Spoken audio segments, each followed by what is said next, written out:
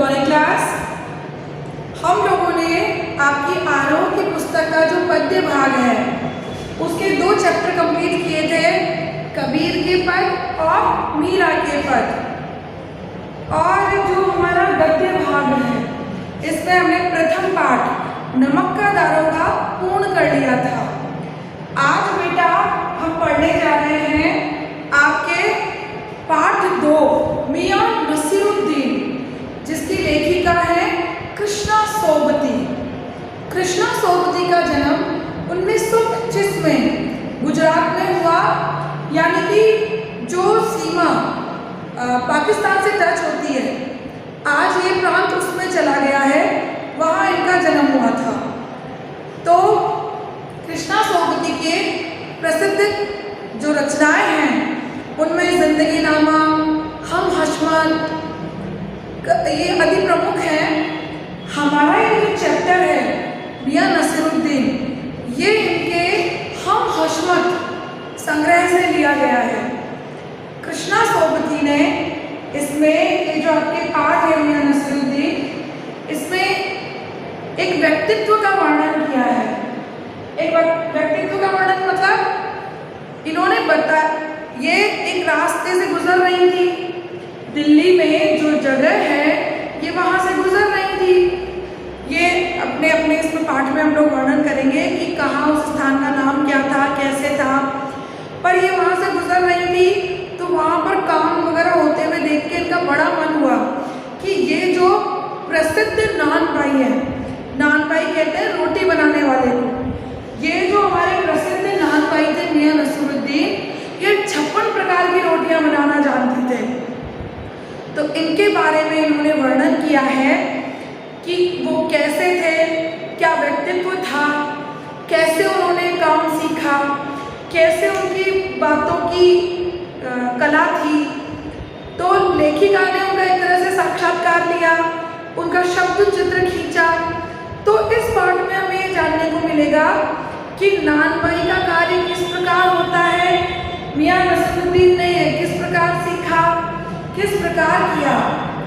तो बेटा अभी पढ़ना प्रारंभ करते हैं। जहाँ आपको समझ में नहीं आए उन शब्दों को आप लिखते चलिएगा। फिर भी कोई पंक्तियाँ आपको कंफ्यूज करे तो आप उसे ग्रुप में शेयर कर दीजिएगा। मियां नसीरुद्दीन। साहबों, उस दिन अपन मटिया महल की तरफ से न गुजर जाते तो राजनीति, साहित्य और कला के हजारों हजार मसीहों के धूम धड़क्के में नान भाइयों के मसीहा नसीरुद्दीन को कैसे तो पहचानते और कैसे उठाते लुत्फ उनके मसीही अंदाज का। जो लेखिका है वो कह रही है कि अगर उस दिन हम उस गली से ना गुजरे होते, मटिया महल की तरफ जो इलाका है, हम वहाँ से न गुजरते तो वहाँ जो नान भाई का कार्य करते हैं मियां नसीरुद्दीन, कैसे तो हम उनको पहचानते, कैसे उनकी बातों का लुत्फ यानी आनंद उठाते।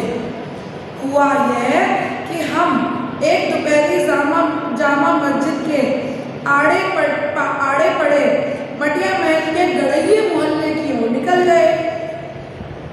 एक निहायत मामूली अंधेरी सी दुकान पर पटापट आटे का ढेर संगते देख ठिठके, यानी बहुत सारा आटा लगाया जा रहा होगा। तो वहाँ पर आटा लगा रहे थे, बहुत सारे लोग काम कर रहे थे। तो यह इतना सारा आटा लगता हुआ देखकर ये लोग रुक गए।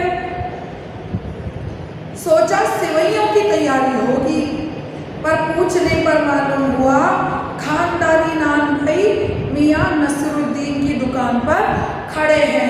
मतलब हम कहाँ खड़े हैं? खानदानी नान भाई।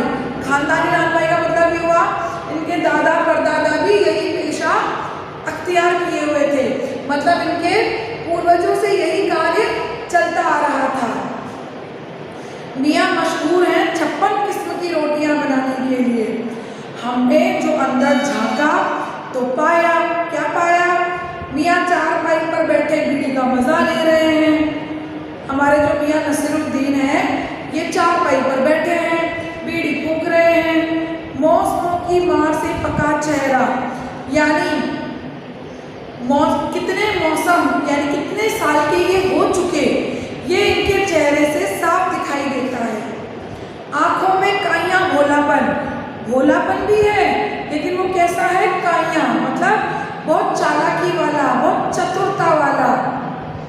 पेशानी पर मंजे हुए कारीगर के तेवर, और उनके हाव भाव से पेशानी के तेवर, मतलब अपने पेशे में, जैसे अपने पेशे में जो इनका पेशा है खानदानी नानबाई का, उसमें ये मंझे हुए कारीगर के तेवर इनके चेहरे से, हाव भाव से झलक रहे हैं।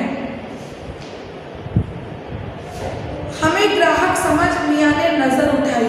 फरमाइए, ये जो खड़े थे कृष्णा सोबती और उनके साथ एक दो जन और होंगे, तो इनको खड़े हुए देखकर कहा, इन्हें ग्राहक समझ लिया।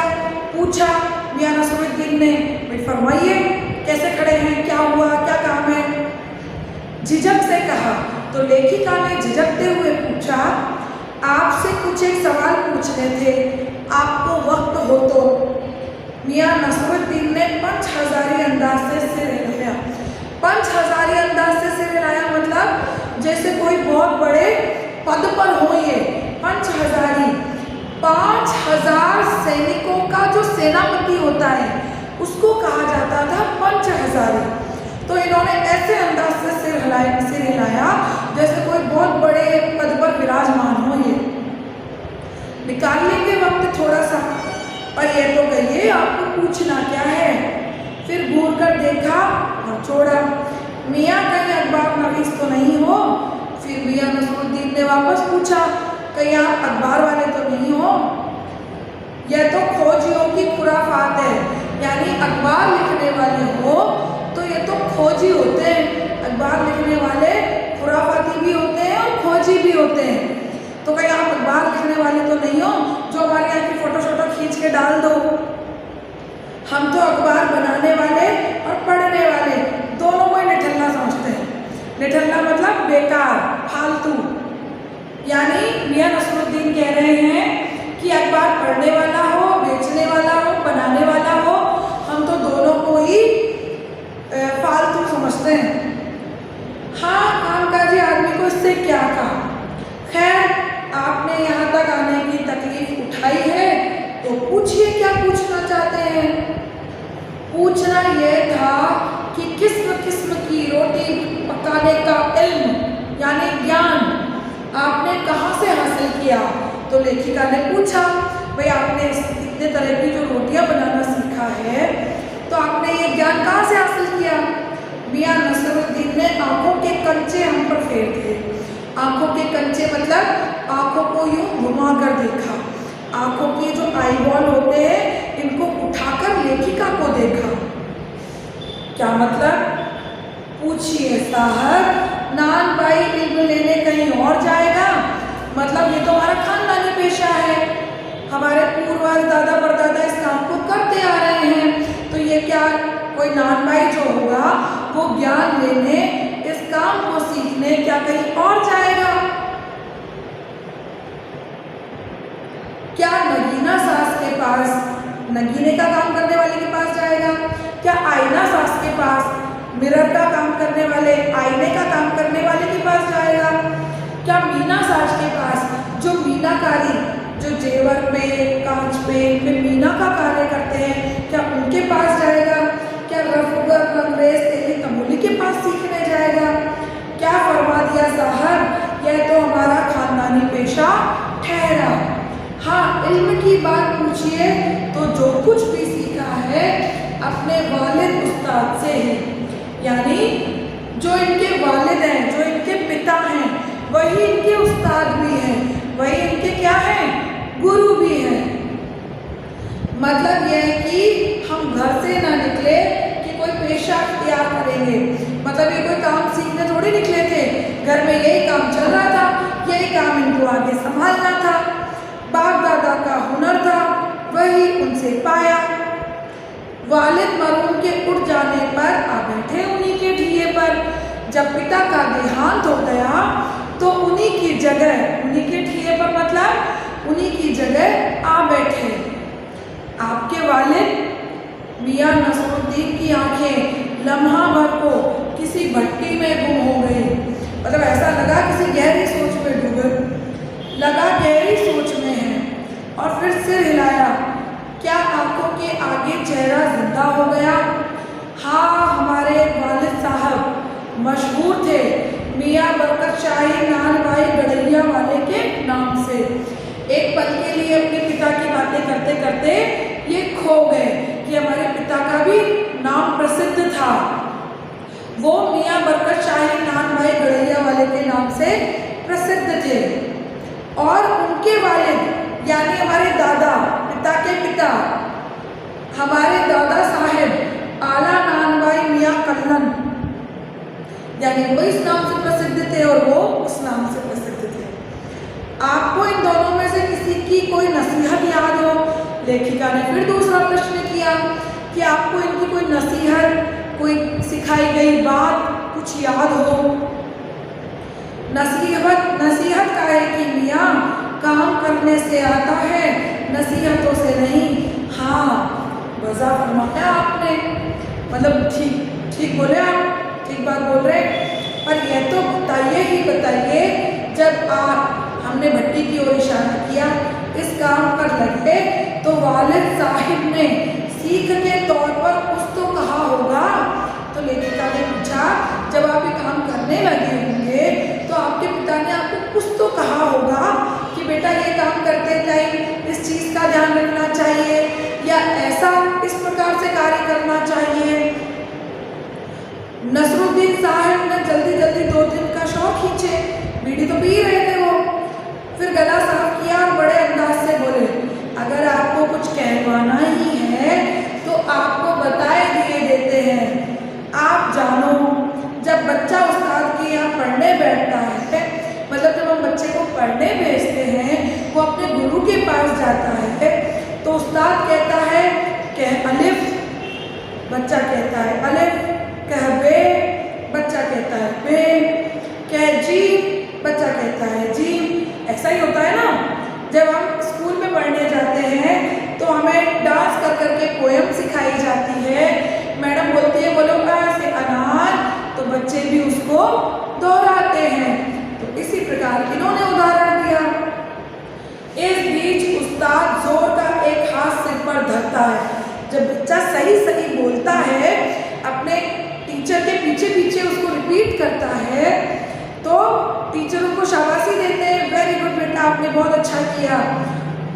तो उस्ताद जोर का एक हाथ सिर पर धरता है और शागिर्द यानी शिष्य चुपचाप परवान करता है और शिष्य को शाबाशी मिलती जाती है, उसकी कमियां सुधरती जाती है और वो अपनी चीज़ों को सीखता सीखता आगे बढ़ता है। समझे साहेब, एक तो पढ़ाई ऐसी और दूसरी, एक तो पढ़ाई हो गई है जिसमें बच्चे को स्कूल भेजते हैं, टीचर उसको पढ़ना लिखना सिखाते हैं, और दूसरी ये किस तरह का जिक्र कर रहे हैं, बात बीच में छोड़ सामने से गुजरते मीर साहब को आवाज़ दे डाली, कहो भाई मीर साहब सुबह ना आना हुआ, पर क्यों? मतलब लेखिका से बातें कर रहे थे, बातें करते करते कोई बीच में से गुजरा तो उससे भी रूबरू हो लिए, उससे भी बातें कर ली, भाई आपको तो सुबह आना था ना, क्यों ना आए? मीर साहब ने सिर हिलाया, मियाँ अभी लौट के आवेंगे तो फिर बतावेंगे। तो फिर वापस जो मियाँ नसरुद्दीन थे वो लेखिका से मुखातिब होकर बोले, यानी पहले तो उनसे बात कर ली, उसके बाद वापस लेखिका से बात करने के लिए अपनी बात को चालू किया, शुरू किया कि भाई एक पढ़ाई तो हो गई ऐसी कि हम बच्चे को स्कूल भेजते हैं, जिसको हम कहते हैं फॉर्मल एजुकेशन। आप दूसरी पढ़ाई की बाबत कुछ कह रहे थे ना? लेखिका ने उनको टोका, भाई आप दूसरी पढ़ाई के लिए भी तो कुछ कह रहे थे। इस बार मियाँ नसरुद्दीन ने यूँ सिर हिलाया कि सुकरात हो, मतलब ऐसे सिर हिलाए जैसे कोई सुकरात हो। सुकरात कौन थे? सुकरात एक दार्शनिक थे। हाँ, एक दूसरी पढ़ाई भी होती है। सुनिए, अगर बच्चे को भेजा मदरसे तो बच्चा ना कच्ची में बैठा, ना बैठा हुआ पक्की में, और ना दूसरी में, जा बैठा तीसरी में। मतलब एक पढ़ाई तो हो गई ऐसी, दूसरी पढ़ाई होती है ऐसी कि बच्चा न पहली में बैठा, न दूसरी में बैठा, न तीसरी, जाके सीधा बैठ गया तीसरी में। हम ये पूछेंगे उन 3 जमातों का क्या हुआ। सही बात है, हम भी जानना चाहेंगे कि उन 3 जमातों का, जमात मतलब क्लास, उन 3 क्लासेस का क्या हुआ, क्या हुआ उन 3 क्लासों का। अपना ख्याल था कि मियां नसरुद्दीन नान भाई अपनी बात का निचोड़ निकालेंगे, पर वह हम ही पर दागते रहे। आप ही बताइए उन 2-3 जमातों का क्या हुआ। मतलब लेखिका को तो लग रहा था कि जब मियां नसरुद्दीन ने ये बात छेड़ी है तो वही बताएंगे कि उन 3 क्लासेस का क्या हुआ, पर वो तो लेखिका से ही पूछते रहे, भाई बताओ आप क्या हुआ। यह बात समझ के तो बाहर है। इस बार नान भाई मियां कल्लन के पोते अपने ऊंचे दांतों से खिलखिला के हंस दिए। मतलब मेरा क्या साफ न था? लो साहिबों, अभी साफ हुआ जाता है, जरा सी देर को मान लीजिए। मतलब मियां नसरुद्दीन अपने दांतों को खुरचने लगे और उसके बाद हंसने के बाद बोले, हम बर्तन धोना ना सीखते, हम भट्टी बनाना ना सीखते, भट्टी को आंच देना ना सीखते, तो क्या हम सीधे सीधे नान होने का हुनर सीख जाते? मियां नसरुद्दीन हमारी ओर कुछ ऐसे देखा किए कि जैसे उन्हें हमसे कुछ जवाब पाना हो। फिर बड़े ही मजे अंदाज में कहा, कहने का मतलब साहेब यह कि तालीम की तालीम भी बड़ी चीज होती है। तालीम की तालीम बड़ी चीज होती है। तालीम यानी ज्ञान, तालीम यानी ज्ञान। लेकिन यहाँ ये 2 बार आया है, तो इसका मतलब हो गया, तालीम का मतलब हो गया प्रशिक्षण, और इसका मतलब हो गया शिक्षण। एक तरह से इसे समझा जाए, इसका मतलब हो गया ज्ञान का ज्ञान देना भी बहुत बड़ी चीज है, प्रशिक्षण का शिक्षण देना भी बहुत बड़ी चीज है। कैसे? आपकी ये पुस्तकें हैं, इनमें चैप्टर्स हैं, तो हम आपको ज्ञान का ज्ञान दे रहे हैं। आपकी पुस्तकों में ये जो ज्ञान है, इस ज्ञान को हम थोड़ा अनुवादित करके, थोड़ा इसे और सरल बनाकर सरल भाषा में आप तक भेज रहे हैं। यानी प्रशिक्षण का, ट्रेनिंग का शिक्षण आपको दे रहे हैं, ज्ञान का ज्ञान देना भी।